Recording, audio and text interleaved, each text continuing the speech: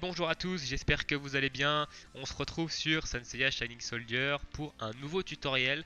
Aujourd'hui on va parler de comment monter son personnage en XP, comment débloquer du coup et monter l'éveil de constellation et comment monter les skills du personnage, qu'est-ce qui est intéressant à monter sur un personnage comme skill et qu'est-ce qui ne l'est pas. Alors, on va commencer par l'éveil de constellation, parce que l'éveil de constellation va avoir un impact sur le niveau du personnage, donc sur l'XP. Donc l'éveil de constellation, c'est tout simplement l'arbre de boost. Pour ceux qui jouent à Dragon Ball Legend, ils ont dû reconnaître évidemment l'arbre de boost. Pour les autres, bon bah, je vous explique, c'est l'arbre. Donc du coup, ça va être un espèce d'arbre avec plusieurs cases que vous allez devoir débloquer ici. Donc à l'heure actuelle, il y en a deux. Le niveau max des personnages, c'est le niveau 100. Donc l'arbre va de 0 à 100%. Donc voilà, vous avez différentes cases qui vous donnent différents bonus de stats à aller débloquer dans ces deux arbres du coup. Et vous avez une case ici en bas, dans le premier arbre seulement, qui s'appelle Grade Sup. Alors dans le deuxième, elle doit pas être, voilà, elle est gris, elle est complètement vide, qui s'appelle Grade Sup. Et en fait, ça va vous permettre de débloquer le niveau de votre perso. Alors au début, votre personnage, vous n'allez pouvoir le monter qu'au niveau 50. Vous allez être bloqué au niveau 50. Pour pouvoir le monter niveau 100, il va falloir débloquer cette case ici dans le premier arbre de boost. Pour débloquer cette case, il faut tout simplement débloquer 10 cases dans l'arbre. Donc vous en débloquez 10, 1, 2, 3, 4, 5, 6, 7, 8, 9, 10, donc jusqu'à 10. Une fois que vous avez débloqué ces 10 cases, vous pouvez débloquer cette case-là, qui débloquera le deuxième arbre de boost et qui vous permettra de monter vos personnages niveau 100. Donc dans un premier temps, ce que je vous conseille de faire, montez vos personnages niveau 50, allez débloquer ces 10 cases de boost dans votre arbre et débloquer cette case gratuite pour débloquer le deuxième arbre et permettre à vos personnages d'aller jusqu'au niveau 100. C'est plus intéressant, plus important de permettre à vos personnages de monter niveau 100 plutôt que de rester bloqué level 50 et de monter votre premier arbre de boost à 100%. Voilà. Donc dans un premier temps, je vous conseille très très fortement de juste débloquer les 10 premières cases dans le premier arbre de boost, d'aller débloquer le grade sup, donc le deuxième arbre, pour pouvoir permettre à vos personnages d'aller jusqu'au niveau 100. Une fois que ça c'est fait, vous pouvez monter tranquillement votre premier arbre de boost et votre deuxième arbre de boost quand le premier est à 100%. Mais pour monter cet arbre, il faut des composants. Et évidemment, ces composants, ils sont assez compliqués à choper pour l'instant, évidemment. La première source pour aller choper ces composants pour monter cet arbre de boost, ça va être dans le lieu d'entraînement. Hein. C'est le mieux, c'est la source, la plus grosse source d'objets pour monter les arbres de boost. Aujourd'hui, le combat, donc le jour où je tourne la vidéo, le combat n'est pas disponible, donc le lieu d'entraînement n'est pas disponible. C'est le combat qui est ici, combat gain compo éveil de constellation. Alors, il est ouvert du dimanche 7h au mercredi 7h. Hein. Pour savoir quand est-ce que les combats sont ouverts, je vous laisse aller voir le wiki, le lien est dans la description. Vous avez du coup un menu lieu d'entraînement qui vous donne toutes les plages d'ouverture de chaque lieu d'entraînement. Donc le combat qui nous intéresse pour l'éveil de constellation, c'est celui-ci qui est ouvert, du coup je rappelle, du dimanche 7h au mercredi 7h, donc il est ouvert 3 jours, hein, dimanche, lundi, mardi, et évidemment mercredi matin avant 7h, donc avant le reset des quêtes journalières. Vous allez pouvoir le faire une fois par couleur, hein, donc vous avez 5 combats, donc un par couleur, et vous allez pouvoir faire une fois par couleur. Ça coûte 20 d'endurance, donc faites-le quand même, ça coûte assez cher, mais faites-le tous les jours quand il est disponible. Hein, ça va vous permettre de monter petit à petit votre arbre de boost. Alors, ça donne pas non plus des milliers d'objets. Hein, ça va vous donner entre 60 et 80 objets de la couleur dont vous faites le combat. Et ça va vous permettre de monter entre 4 à 6 cases, donc débloquer 4 à 6 cases de l'arbre. Donc vous voyez, ça monte assez lentement. Hein. L'arbre de boost va être débloqué quand même assez lentement. Moi je joue depuis le lancement du jeu. Et par exemple, mon Shaka il n'est qu'à 91% sur le premier arbre de boost ici. Donc évidemment j'ai fait quelques erreurs hein, avant. J'ai débloqué le. J'ai monté d'autres persos. Donc J'ai mis des compos d'arbres de boost dans d'autres personnages, donc sinon je pense que j'aurais 100% le premier arbre au moins. Mais voilà, donc mon Shaka est à 91%, le deuxième arbre est à 0. Donc c'est quand même relativement long, c'est pour ça que je vous conseille fortement de monter les 10 premières cases, de débloquer le grade sup pour pouvoir monter vos personnages niveau 100. C'est beaucoup plus important d'avoir des personnages niveau 100 que d'avoir un personnage niveau 50 avec son arbre de boost à 100%. Parce que le niveau 100 va vous permettre de clean tout le contenu du jeu à l'heure actuelle, hein. Donc de faire les events en mode divin pour prendre l'event des Marinas qui était là la semaine dernière, donc le 4ème niveau qui était pas trop faisable avec des personnages de niveau, enfin même pas faisable avec des personnages de niveau 50. Il fallait au moins des personnages de niveau 90 plus, voire avec beaucoup de chance 80, mais 90 plus c'était conseillé. Donc faites ça, 10 premières cases, grade sup, niveau 100 pour votre perso, c'est beaucoup plus important, ça va vous permettre de faire beaucoup plus de choses que de rester niveau 50 et de monter votre arbre jusqu'à 100% avant de passer à l'arbre suivant. Parce qu'une fois que vous aurez débloqué ce grade sup, bah vous allez pouvoir monter tranquillement vos 2 arbres et pouvoir profiter du contenu du jeu à côté. Donc voilà pour l'éveil de constellation, donc il y a un impact du coup sur le niveau de vos persos. Comment monter votre personnage en expérience maintenant? Donc pour ça, vous gagnez de l'expérience à chaque fin de combat, hein. Vous n'en gagnez pas énormément, mais vous en gagnez quand même un petit peu. Sinon, évidemment, il va vous falloir des potions d'XP. Alors, donc niveau guerrier sup, ici, quand vous êtes sur la fiche de perso, vous avez accès du coup à toutes vos potions d'XP qui vont vous permettre de monter vos personnages de niveau 1 à 100. Et où on drop ces potions, hein. Donc les potions arc-en-ciel, on les drop, c'est des récompenses de mission. Voilà, tout simplement. Et les potions de couleur, et bah c'est pareil, il y a un lieu d'entraînement pour ça. Non, pas de détail, on va revenir du coup au menu. Menu, chronique du cosmos, lieu d'entraînement. Vous avez un lieu d'entraînement qui aujourd'hui est disponible. Voilà, le jour où je tourne la vidéo, c'est dispo. Donc vous avez un combat par couleur de potions. Donc ça vous donne des grosses potions et des moyennes potions. Donc les grosses potions, vous en avez à peu près une quinzaine et des moyennes potions environ une cinquantaine. Voilà, donc ça vous donne les deux dans le même combat. Donc le combat coûte 20, donc c'est pareil, hein, faites-le. Les potions blanches et noires, moi j'ai pas de perso blanc et noir, donc pour l'instant je les farme pas, ça sert à rien. Je préfère garder mon endurance pour autre chose, mais du coup je farme quand même les trois couleurs de base pour monter du coup mes persos et mes futurs personnages, hein. Ça me permet de faire un stock de potions aussi, vu que mes trois personnages principaux sont niveau 100, je me fais un stock de potions derrière pour les personnages, les prochains persos.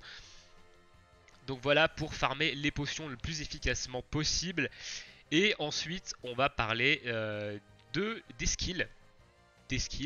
Comment monter les skills, qu'est-ce qui est intéressant de monter comme skill et où évidemment farmer les items pour monter les skills. Alors les skills, il y a deux items différents. Il y a du coup un item pour monter les compétences chargées et compétences. Et il y a trois items, pardon. Il y a trois items différents pour monter les skills. Il y a un item, donc il y a un type d'item pour monter les compétences chargées, un type d'item pour monter les compétences passives et un type d'item pour monter les effets d'équipe. Où aller farmer ces objets? Et bah il y a également un lieu d'entraînement pour ça, hein. Donc c'est pareil, hein, vous allez dans le lieu d'entraînement, vous attendez que le lieu d'entraînement soit disponible, donc c'est combat, gain, renforcement de compétences ici, qui n'est pas disponible, qui est ouvert du coup bah là, au jour où je tourne la vidéo à partir de demain. Donc je crois que c'est ouvert de samedi 7h à mardi 7h si je dis pas de bêtises. De toute façon vous avez le descriptif dans le wiki qui se trouve dans la description. Vous avez toutes les plages, mais je vais quand même vous le dire. Donc c'est ouvert de vendredi 7h à lundi 7h. Je pensais que c'était samedi demain, mais non. Vendredi 7h à lundi 7h. Et dans ce combat, vous avez différents stages. Donc vous avez un stage par couleur de skill. Donc un stage rouge, un stage bleu, un stage vert, un stage blanc et un stage noir du coup pour monter les skills de différentes couleurs. Vous avez ensuite un combat pour les objets qui vont vous permettre de monter les compétences passives et un combat pour les objets qui vont vous permettre de monter les compétences, les effets d'équipe. Voilà pour le... Alors ça, évidemment, le lieu d'entraînement, c'est le meilleur endroit pour farmer tous les composants du jeu. Que ce soit les pièces, les potions d'XP, les machins. Donc ça va revenir régulièrement, le lieu d'entraînement. Maintenant, vous pouvez aussi le farmer en mode histoire, hein. Vous pouvez farmer tout ce que je vous ai, tous les composants dont je vous ai parlé, donc l'éveil de constellation, les potions d'XP et les objets pour monter les skills. Vous pouvez le farmer en mode histoire, mais les taux de drop sont bas, c'est plus long, ça bouffe de l'endurance. Donc si vous avez terminé tout ce qu'il y a à faire sur le jeu, donc vous êtes à 100% en très difficile dans les 4 arcs, à la limite, pourquoi pas utiliser votre endurance pour farmer ça. Donc on va prendre l'exemple par exemple en normal ici. Je vais pouvoir farmer sur Aiolia des composants d'éveil de constellation rouge pour monter du coup l'éveil de constellation des persos rouges. Donc le taux de drop est quand même relativement bas. Ici on n'a pas le taux de drop, mais vous n'allez pas en avoir à chaque combat, hein. Donc bon, mais bon, ça coûte 3 d'endurance, donc pourquoi pas quand vous avez plus que ça à faire, ça peut être intéressant. Si vous n'avez pas fini tout le contenu, je vous conseille de finir évidemment le contenu en normal, difficile, très difficile, avant de vouloir balancer de l'endurance dans du farming d'histoire pour farmer ces objets-là. Donc voilà, vous pouvez également obtenir ces différents items. Alors après, vous pouvez obtenir des items dans les différents marchés, hein. À l'heure actuelle, je ne sais pas si le marché de l'event est encore disponible. Donc, par exemple, dans l'event des Marinas, on pouvait obtenir vous pouvez acheter des potions d'XP moyennes, donc bleu et rouge. Des grosses potions d'XP, du coup bleu et rouge. On pouvait évidemment acheter des objets d'éveil de constellation bleu et rouge et des items pour augmenter les skills bleu et rouge ainsi que autre chose. Mais bon, il y avait quand même plus intéressant à acheter dans ce marché que ça. Et même chose dans les médailles des guerriers. De temps en temps, vous allez avoir aussi des objets. Donc ici, on a par exemple des objets pour augmenter les skills bleus. Et des fois, vous allez avoir des packs avec des objets pour augmenter l'éveil de constellation, etc. Donc pour l'instant, ce marché, on n'y a pas accès. On y aura accès quand le PVP sera débloqué. Et on ne sait pas en PVP, notamment le gain de médaille de guerrier qu'on va avoir, hein. On ne le connaît pas pour l'instant, donc on ne sait pas ce qu'il va falloir prioriser dans cette boutique en fonction du nombre de médailles guerriers qu'on va avoir. Donc voilà pour les deux autres méthodes en dehors du lieu d'entraînement pour obtenir des objets pour monter votre réveil de constellation, XP vos personnages et monter vos différents skills.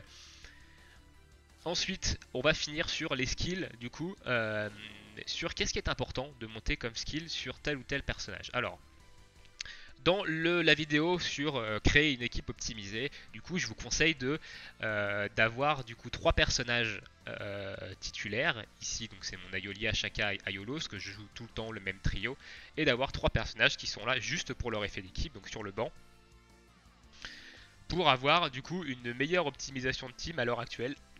Et vu qu'on n'a pas encore énormément de personnages, et qu'on peut pas faire des teams de 6 persos qui soient full opti, et c'est quand même assez long de monter un personnage, donc c'est mieux de se concentrer sur 3 persos, de les monter à fond, et ensuite de passer sur d'autres persos, hein, notamment les arbres d'éveil de compétences qui sont relativement très longs à monter. Donc voilà, c'est mieux de ne pas vous éparpiller, concentrez-vous sur 3 persos, et faites une team autour de ces 3 personnages là et montez ces persos. Donc du coup ça va vous aider aussi pour monter quel skill est intéressant de monter dans votre équipe. Alors on va commencer par ces 3 personnages là qui sont mes 3 personnages sur le banc, évidemment qui sont là que pour leur effet d'équipe. Donc du coup sur ces personnages là on ne va monter que l'effet d'équipe. Du coup j'ai monté que l'effet d'équipe sur ces persos, ça ne sert à rien d'aller monter les skills d'attaque et les skills passifs, donc si vous ne les jouez jamais sur le terrain, hein, ça sert strictement à rien. Donc je n'ai monté que les effets d'équipe ici, hein, car c'est le plus intéressant sur mes persos sur le banc. Ensuite, sur mes 3 personnages titulaires, du coup, par exemple, Aiolia, il y a des skills à prioriser quand même par rapport à d'autres. Sur ces skills chargés, donc moi j'ai tout monté hein, évidemment depuis le temps, mais quand vous commencez sur ces skills chargés, ces compétences chargées, le plus intéressant c'est le rugissement du lion ici. Donc sur tous les personnages qui ont des capacités qui permettent de donner des améliorations soit au personnage en lui-même, soit à toute l'équipe. Ici, le rugissement du lion va donner de l'affinité à toute l'équipe, l'affinité qui est une stat très intéressante. C'est la priorité sur les compétences chargées. de monter les compétences qui vous permettent d'avoir des améliorations sur vos personnages. Donc que ce soit amélioration d'attaque physique, défense physique, attaque combative, défense combative, affinité, critique, etc. C'est les compétences à focus sur les compétences chargées, donc en termes de montée de niveau de ces compétences. C'est les compétences à focus. Ensuite, la compétence à focus en deuxième, c'est la compétence qui a la vitesse la plus haute. Donc si dans le cas d'un personnage qui a 3 compétences, dont une compétence ici qui donne des améliorations à votre équipe, la compétence à focus en deuxième, après l'amélioration, c'est la compétence qui a la vitesse la plus haute. Dans l'exemple d'Aiolia, c'est l'éclair foudroyant qui a une vitesse de 9, qui a une vitesse, donc qui a la vitesse la plus haute des 2 compétences d'attaque. Donc c'est la compétence qui a la vitesse la plus haute, parce que vous allez l'utiliser quasiment, vous allez l'utiliser le plus souvent, et du coup ça va vous permettre de passer avant votre adversaire. Les compétences qui ont une vitesse d'attaque plus lente, en général, frappent plus fort, et c'est plus intéressant de les utiliser avec plus de cosmos. Donc l'idéal, c'est de les utiliser en art 7ème sens, mais il faut attendre d'avoir plus de cosmos sur ces attaques lentes pour frapper plus fort, en fait, tout simplement. Parce que vous êtes sûr que vous ne passerez pas en premier, donc autant mettre une grosse patate si vous passez pas avant. Donc focus en deuxième, après les compétences qui octroient des améliorations, les compétences qui ont la vitesse la plus haute. Dans le cas où votre personnage il a 3 compétences qui font du dégât, qu'il n'a aucune compétence qui donne des améliorations, et bah c'est la compétence qui a la vitesse la plus haute. Voilà. Faites par ordre de vitesse hein, pour augmenter vos compétences chargées. Voilà pour les compétences chargées. Pour les passifs, ça va dépendre des persos. Ici sur Aiolia, moi j'ai n'ai que ses 2 premiers passifs, vu qu'il n'est pas rang guerrier 6, il n'a pas son 3ème passif. Le passif numéro 1, il va augmenter le score de la guerre des 1000 jours. Alors la guerre des 1000 jours, c'est tout simplement le clash. Quand vous lancez une attaque à la même vitesse que l'attaque ennemie, il va y avoir un clash. Vous avez dû sûrement déjà l'avoir en combat, ça s'appelle la guerre des 1000 jours. Et du coup, Aiolia, son passif numéro 1, c'est il va augmenter d'un certain pourcentage le score que vous allez faire. Donc ça va vous permettre de gagner beaucoup plus facilement vos clashs. Pour l'instant, vu qu'il n'y a que du PvE, en général, l'ordinateur il fait pas des scores très hauts. Donc j'ai pas besoin de monter ce skill passif ici, donc de balancer des composants dans ce skill passif, vu que je suis pour l'instant quasiment sûr de remporter la guerre des 1000 jours à chaque fois qu'il y en a une. Donc ça me sert à rien. Par contre, son deuxième passif, du coup, qui va donner de l'esquive à toute l'équipe quand il va se replier, ça c'est intéressant, d'augmenter l'esquive. Du coup, je l'ai monté au maximum. Voilà, pour donner un exemple. Et son effet d'équipe, son effet d'équipe, vu que il fait partie des 3 personnages que je joue tout le temps sur le terrain, et son effet d'équipe n'est jamais actif, donc ça sert à rien de le monter, ça sert à rien de mettre des composants d'augmentation d'effet d'équipe dedans, hein, ça sert strictement à rien. Si jamais un jour je l'utilise comme personnage sur le banc, je montrerai son effet d'équipe. Aujourd'hui c'est pas le cas, donc ça sert à rien. Donc voilà un exemple par exemple sur Aiolia, sur les skills à prioriser, donc je rappelle sur les compétences chargées. À prioriser la compétence qui donne des améliorations, si votre personnage en a une, Aiolia en a une par exemple, Seiya du Sagittaire en a une, hein, ses ailes du Sagittaire donnent de l'attaque, donc c'est à prioriser en augmentation de compétences chargées. Ensuite la compétence qui a la vitesse la plus haute, et après vous faites par ordre décroissant de vitesse jusqu'à la compétence qui a la vitesse la plus basse. Et pour les passifs, vous regardez les passifs qui vous semblent intéressants à monter. Voilà, donc j'ai expliqué le cas d'Aiolia hein, avec son premier passif, la guerre des 1000 jours. Mais il y a d'autres personnages qui ont peut-être pas des passifs intéressants à monter dans un premier temps. Donc lisez bien les fiches de vos persos pour savoir quel skill passif monter en premier. Et pour le skill d'équipe, le skill d'équipe c'est intéressant de le monter seulement sur vos personnages qui sont sur le banc, sur vos personnages que vous allez utiliser en combat tout le temps. Ça sert à rien. Ça sert à rien d'utiliser des composants d'effet d'équipe. Hein. Vous allez tout simplement gâcher des composants pour rien. Donc voilà un peu pour ce que je peux vous dire par rapport à l'augmentation des skills du coup sur les personnages et du reste. Hein. Donc comment monter son éveil de constellation, comment XP vos persos et comment monter leurs skills. Sur ce, on va se laisser ici. J'espère que cette vidéo vous aura aidé. N'hésitez pas à me donner vos avis dans l'espace commentaire et à me dire si vous avez besoin de tutoriels sur d'autres choses, hein. Ce tutoriel d'ailleurs m'a été suggéré en commentaire par un abonné. Donc voilà, je réponds à sa demande. J'espère que j'aurai répondu à sa demande s'il voit la vidéo. Et sur ce, je vous souhaite à tous bonne journée, bonne soirée et à bientôt. Ciao, ciao tout le monde.